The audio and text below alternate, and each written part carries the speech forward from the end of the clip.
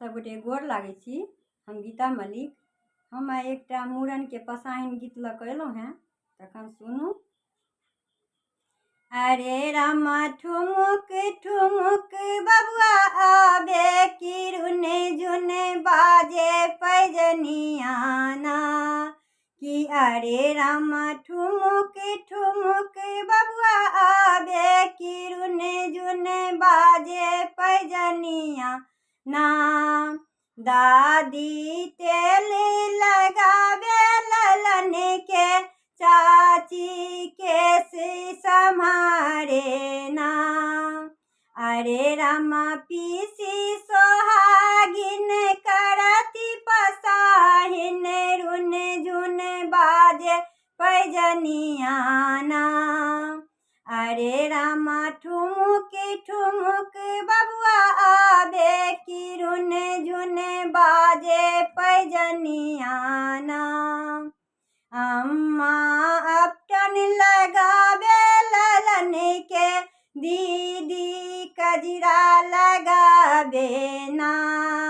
अरे रामा मौसी सोहागिन करती पसाहिन रुन जुन बाजे पैजनियाना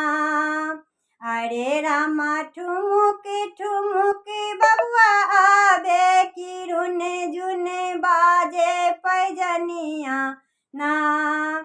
अरे रामा ठुमुक ठुमुक बबुआ आबे किरुन जुन बाजे पैजनियाना पियर बसन पहिरावल ललन के नैना कजरा शोभेना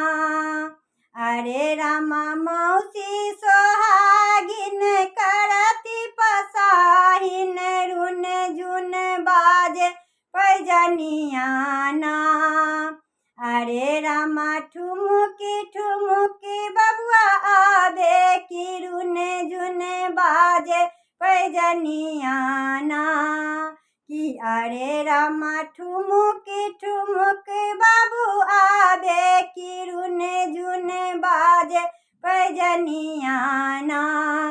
कि अरे रामा ठुमुक ठुमुक बबुआ आबे किरुन जुन बाजे पैजनियाना।